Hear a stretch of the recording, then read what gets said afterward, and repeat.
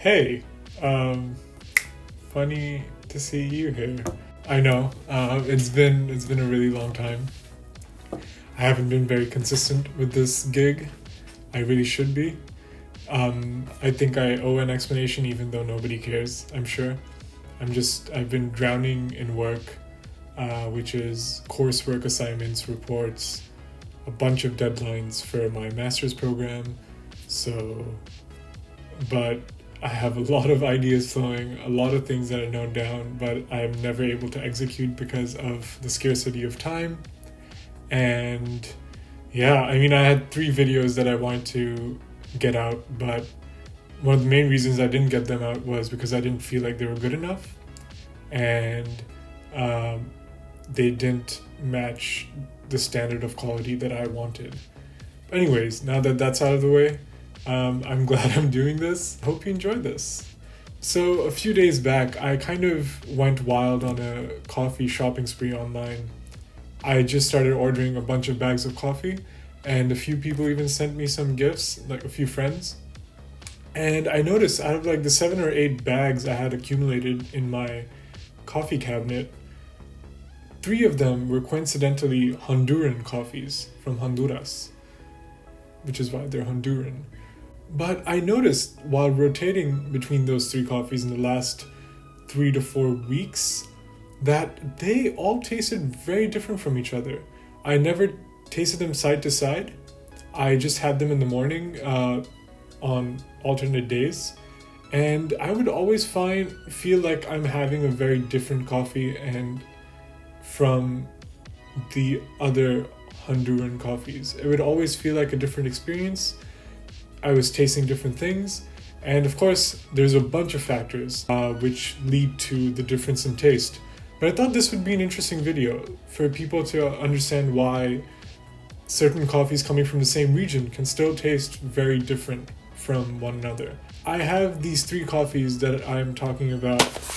One is from the very, very well-known Square Mile. I don't think they're doing these anymore. They probably sold out a few last week or something. I couldn't even find information on this coffee on their website because they just took it off. But this is Caballeros, which is their Honduran coffee. The tasting notes are of red apple, macadamia, and honeysuckle. And this was roasted on the 23rd of October. So it's not too old. It's fairly new. Right now it's the 7th of November, so it's okay. So yeah, this is a washed process Honduran. The second coffee is this Obadiah coffee. I randomly came across them on Instagram, and they look pretty neat. So I thought, why not get a bag and see how it goes. I'll be completely honest, when I was buying this online, I only saw their tasting notes, which were blueberry, cream, and orange. And that got me, and I just bought it. But this also turned out to be a Honduran.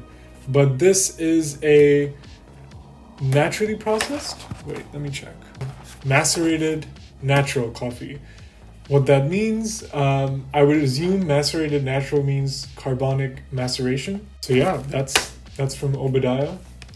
And then I have a naturally processed Honduran by Round Hill Coffee Roastery. Now, this was sent to me as a gift from my good friend Will down in Cardiff in Wales, whose coffee shop I would visit a lot while I was there. So this one has tasting notes of strawberry, boiled sweets. Boiled sweets is an interesting descriptor. I've never heard of that before. Who even knows what boiled sweets taste like? Not me. Yeah. And caramelized nuts, which is pretty cool. This is, I think, the oldest coffee that I have over here. This is more than a month old, but I've kept it I've kept it sealed airtight, so we'll just use hotter temperature water for tasting this. And this is just a week old. So yeah, I think let's go ahead and cup these 3 coffees and see what the differences are, see what the nuances are. That would be fun. Let's do it. Let's get into it.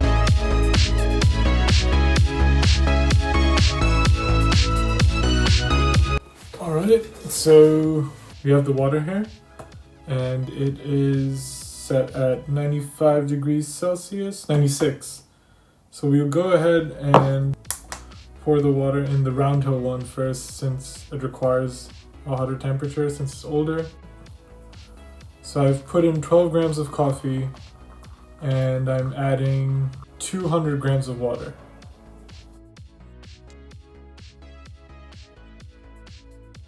I think these ones are actually ready to break the crust because it's already been 4 minutes now, so I'll go ahead and do that for these.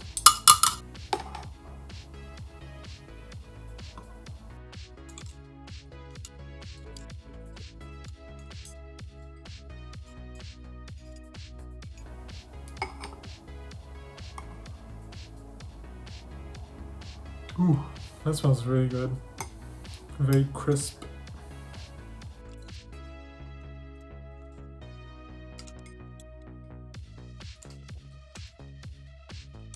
The aroma is much more intense in the Square Mile one for some reason. This isn't a blind cupping by any means. I know exactly what I'm tasting. Doesn't need to be a blind one. Alright, so let's go for number 1. Yeah, I taste a bit of something like fermented cherries. I don't know what boiled sweets taste like, but that's probably what I just tasted. It's not a bad thing. It's pretty good. It's not too sweet. Acidity is kind of there, but it isn't like, it's not like a spike of acidity. All in all, it's a pretty good coffee. Just great coffee. So it's a bit, I would characterize this as a bit more funky and a bit more rummy. By rummy I mean like you can pick up on a fermented kind of flavor, and this is a naturally processed one, and this is by Roundhill. So that's that. So this is Obadiah. Right off the bat, this tastes so clear, despite being a macerated natural. And I would expect this to have more of a fermented taste than this natural. Although like they're very different processes, but I would expect this to taste more fermented. It still does, but it's much clearer. It's much more, it's not too funky. It's much clearer, and it's a little bit of fruitiness that it has. I'll go back to this one.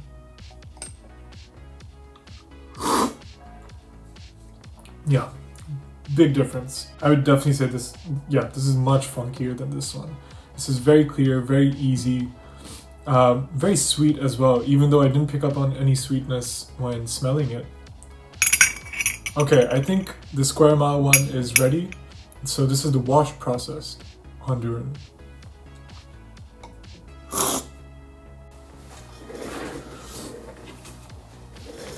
Can't stand this. Sorry. Let me go between these two.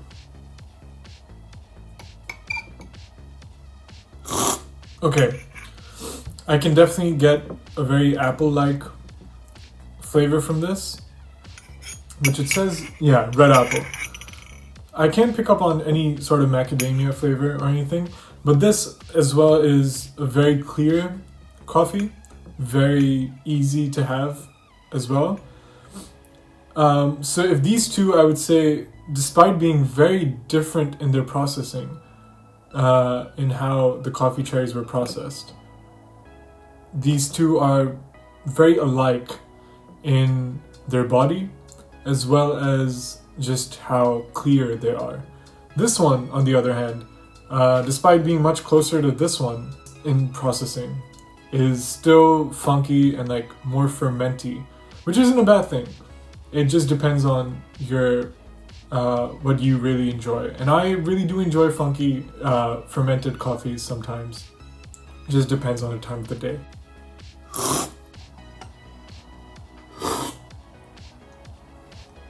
Ooh, okay. I feel more fruit coming from this one, surprisingly. Yeah, okay. That's coming from the it's a very strawberry-like flavor. I don't know, it is citrusy, but this one is slightly, despite these two even being very similar in their processing. Okay, carbonic maceration is very different from natural processing, but still, I would expect this to taste so fermenty and wine-like and rum-like, but it's not. It's very clear. It's very like a subtle fruitiness has a subtle fruitiness to it. Okay, good stuff.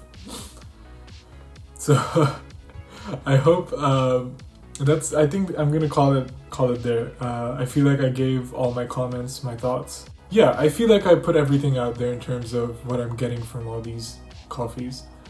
And to end this video, I just want to highlight a few factors that might go into why coffees from certain regions taste very different. Now, for example, I think I've talked about processing quite a lot in this video, not descriptively, but explaining which coffee went through what process. So this went through a natural process. So the beans were just left out.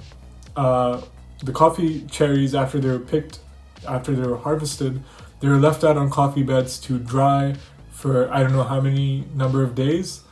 And when it dries in its coffee cherry, there's a lot of things that the coffee bean inside the seed is absorbing, and that leads to certain funky flavors and whatnot. Now, carbonic maceration, this is also the coffee cherries are still intact. The beans are left in the fruit and they're not depulped. And then they're put into tanks, I believe, where they're fermented in carbon dioxide for a number of days, and this is a method of processing borrowed over from the wine making world. It ends up giving you very exotic, funky flavors, which I guess it somehow achieved, but this still tasted more funky than this one. But it's still, I tasted very different things from this in this than I would have in these two. This one is a very, very, it's not too in your face. This is a washed process Honduran, and all these three are the same variety of coffee. They're Katuai. They're all Katuai.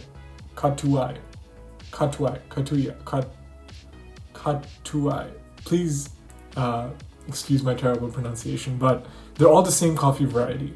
So that's one thing that's constant. But of course, like all of these are probably grown in different farms on different altitudes, which makes a huge difference. Yeah, the fact that they were all, grown at different altitudes on different farms, that means different environmental conditions and hence different flavors that will result from the coffees. I think processing has one of the biggest effects on the flavor that you get in the end cup. And of course, roasting as well. These are all medium roasted coffees. They're not too dark, not too light, all fairly the same in terms of how they're roasted. But of course, the roasting method also makes a huge difference on what you're going to end up tasting. And there's so many variables in roasting as well. But yeah, I think that's the most exciting part about this. The fact that you are having coffees from the same region, but they're all just so different, and you're getting something completely varied and different from each of these, and that's fun. It's fun to explore. As a coffee nerd, it's so much fun to just dive deep into and see what's what. I think that's gonna be the end of this video. I hope this was as fun for you watching as it was for me filming and making. Thank you so much. I really hope you stick by this channel. I apologize once again for the lack of consistency, and it's something I'm striving for. I'm trying my best to do that in my master's program, but it's taking away from my creative endeavors, but I'll figure it out. Thank you so much for watching. I hope you have a wonderful day, and I'd love to hear your thoughts down below if you've done a similar experiment, and if you want to find out anything more. Yeah, I look forward to hearing from you, and thank you so much. Peace.